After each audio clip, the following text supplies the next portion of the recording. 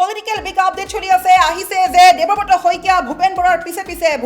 পিছে বিজেপিলৈ দেৱব্ৰত শইকীয়া এই কথা চলি আছে কিন্তু সেই মুহূৰ্ততে কেইটামান মুহূৰ্তৰ পূৰ্বে দেৱব্ৰত শইকীয়াই শ্বেয়াৰ কৰিলে এখন বিশেষ ফটো 10 বছৰৰ পুৰণি এখন দিনৰ শিৱসাগৰৰ দিনৰ সেই বিশেষ ফটোখন শ্বেয়াৰ কৰিছে যিখন ফটো শ্বেয়াৰ কৰি আবেগিক হৈ পৰিছে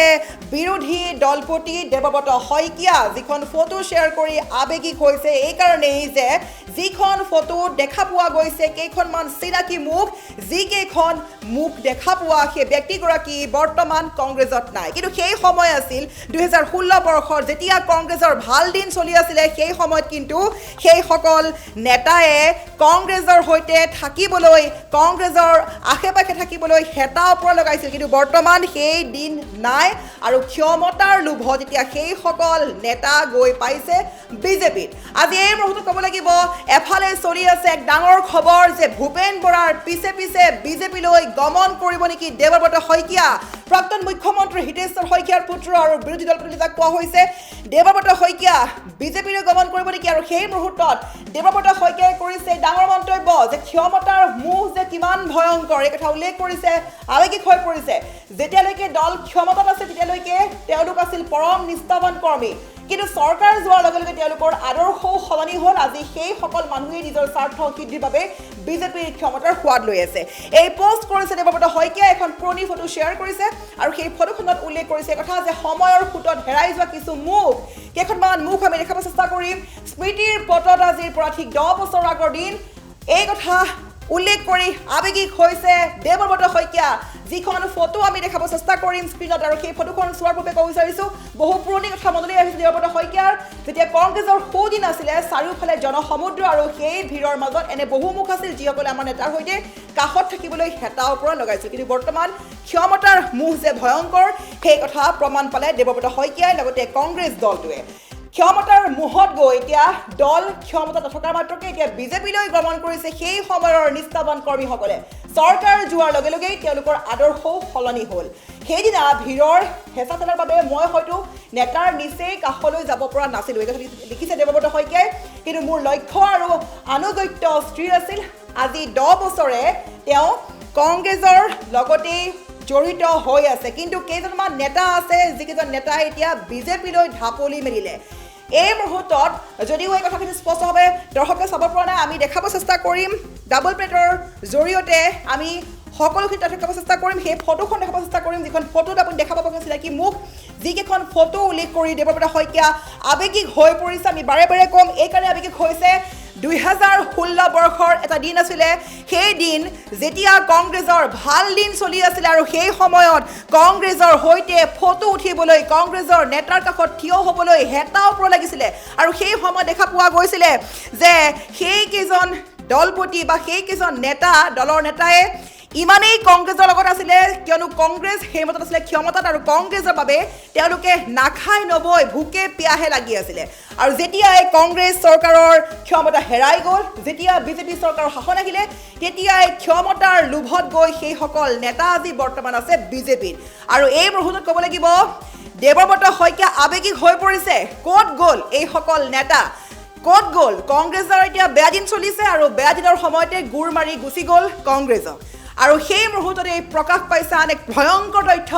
এফালে কোৱা হৈছে যে ভূপেন বৰাৰ পিছে গৈ আছে দেৱব্ৰত শইকীয়া কোন সঁচা কোন মিছা আমি সবিশেষ ক'বলৈ চেষ্টা কৰিছোঁ প্ৰথমে চাই লওক এই বিশেষ পোষ্টটো যিটো পোষ্টত দেৱব্ৰত শইকীয়াই লিখি হৈ পৰিছে আবেগিক দেৱব্ৰত শইকীয়াই লিখিছে আমি পুনৰবাৰ পঢ়িব চেষ্টা কৰিছোঁ এই পোষ্ট আমি দেখাই আছোঁ স্ক্ৰীনত দেৱব্ৰত শইকীয়াই সামাজিক মাধ্যম যোগে পোষ্ট কৰিছে যে সময়ৰ খুঁটত হেৰাই যোৱা কিছু মুখ আজি 10 বছৰৰ আগৰ এখন ফটোগ্ৰাফ শ্বেয়াৰ কৰিছে বিৰোধী দলপতি দেৱব্ৰত শইকীয়াই আৰু এই ফটোখনে চালে বহু পুৰণি কথা মনলৈ আহে বুলি লিখিছে দেৱব্ৰত শইকীয়াই তেতিয়া কংগ্ৰেছৰ সুদিন আছিল চাৰিওফালে আছিল জনসমুদ্ৰ আৰু সেই ভিৰৰ মাজত এনে বহু মুখ আছিল যিসকলে আমাৰ নেতাৰ কাষত থাকিবলৈ হেতা ওপৰা লগাইছিল কিন্তু বৰ্তমান ক্ষমতাৰ মুখ ইমান যে ভয়ংকৰ সেই কথা প্ৰকাশ কৰিছে দেৱব্ৰত শইকীয়াই যেতিয়ালৈকে দলটো আছিল ক্ষমতাত তেতিয়ালৈকে তেওঁলোক আছিল পৰম নিষ্ঠাৱান কৰ্মী কিন্তু চৰকাৰ যোৱাৰ লগে লগে তেওঁলোকৰ আদৰ্শও সলনি হ'ল আজি সেই সকল লোকে মানুহে নিজৰ স্বাৰ্থ সিদ্ধিৰ বাবে বিজেপিৰ ক্ষমতাৰ সোৱাদ লৈ আছে বুলি লিখিছে আৰু এখিতে ক'ব লাগিব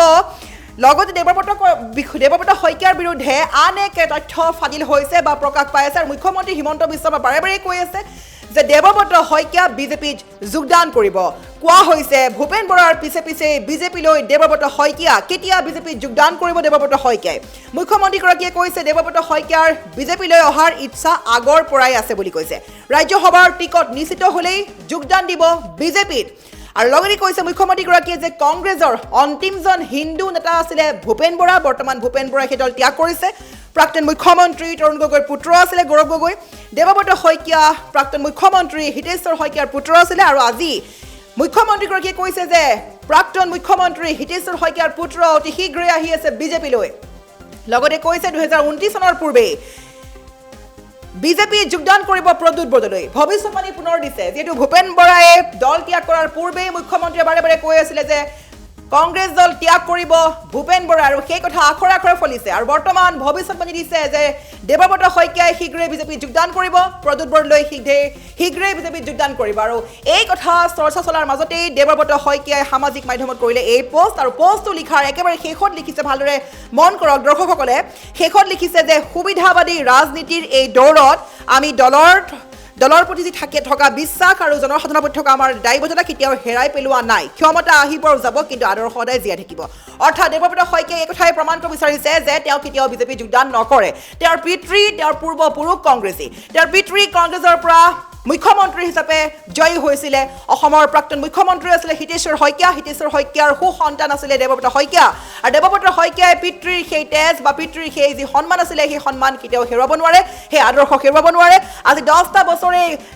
নাখাই দবই কষ্ট কৰি আছে দেৱব্ৰত শইকীয়াই আৰু দেৱব্ৰত শইকীয়াই কৈছে যে সুবিধাবাদী ৰাজনীতিৰ এই দৌৰত মই কেতিয়াও নাযাওঁ আমাৰ প্ৰতি থকা যি বিশ্বাস আছে জনসাধাৰণৰ প্ৰতি যি আমাৰ দায়বদ্ধতা আছে সেয়া আমি হেৰাই পেলাব নিদিওঁ ক্ষমতা সদায় আহিব সদায় যাব ক্ষমতা আহিব যাব কিন্তু আদৰ্শ সদায় জীয়াই থাকিব আৰু সেই আদৰ্শ কেতিয়াও ভংগ নকৰে দেৱব্ৰত শইকীয়াই গতিকে এতিয়া কি হ'বলৈ গৈ আছে ৰাজনীতিৰ যি জংক পংক হৈ পৰিছে এই প্ৰসংগটো আচলতে কি হ'বলৈ গৈ আছে ৰাজনীতি বোলা বস্তুটো আচলতে সঁচাই বুজিবলৈ এক নুবুজা অংক হৈ ৰয় আৰু এই মুহূৰ্তত ক'ব লাগিব যে দেৱব্ৰত শইকীয়াৰ কথা যিহেতু চৰ্চা লাভ কৰি আছে এটা বিশেষ পলিটিকেল ব্ৰেকিং বুলি ক'ব লাগিব কিয়নো খুবেই চৰ্চা চলি আছে যে দেৱব্ৰত শইকীয়া ভূপেন বৰাৰ পিছে পিছে গৈ আছে আৰু মুখ্যমন্ত্ৰীয়ে বাৰে বাৰে কৈ আছে দেৱব্ৰত শইকীয়াও বিজেপি যোগদান কৰিব ইতিমধ্যে ভূপেন বৰাৰ বিষয়ে ভৱিষ্যতবাণী দিয়াৰ পাছতে সেই কথা আখৰে আখৰে ফলি আহিছে আৰু বৰ্তমান দেৱব্ৰত শইকীয়াক লৈও ভৱিষ্যতবাণী দিছে যে অতি শীঘ্ৰেই টিকট কনফাৰ্ম হ'লেই ৰাজ্যসভাৰ টিকট কনফাৰ্ম হ'লেই বিজেপি যোগদান কৰিব দেৱব্ৰত শইকীয়াই কিন্তু দেৱব্ৰত শইকীয়াৰ আকৌ এই ফটোখন দেখা পালে লাগিব যে দেৱব্ৰত শইকীয়াই তেওঁৰ কেতিয়াও আদৰ্শ সলনি নকৰে তেওঁৰ ক্ষমতা আহিব তেওঁ নিজে লিখিছে ক্ষমতা আহিব আৰু যাব কিন্তু আদৰ্শ সদায় জীয়াই থাকিব লাগিব গতিকে সেইগৰাকী দেৱব্ৰত শইকীয়াই কেনেকৈ যাব বিজেপিত ডাঙৰ প্ৰশ্ন উত্থাপিত হৈছে আচলতে ভিতৰত চলি আছে কি এক ডাঙৰ প্ৰশ্ন ভূপেন বৰাই যিদৰে কংগ্ৰেছসকলক ঠগি থৈ গুচি গ'ল গুৰ মাৰি থৈ গুচি গ'ল সেইদৰে দেৱব্ৰত শইকীয়াও এনে কিছুমান পন্থা হাতত ল'ব নেকি এক ডাঙৰ প্ৰশ্ন উত্থাপিত হৈছে গতিকে দেৱব্ৰত শইকীয়াৰ প্ৰতি আপুনি কিমান বিশ্বাসী দেৱব্ৰত শইকীয়াইও গৌৰৱ গগৈক অকলশৰীয়া কৰি এৰি থৈ যাব নেকি আমি পুনৰ আগবঢ়াব চেষ্টা কৰিছোঁ সেই বিশেষ ক্লিপ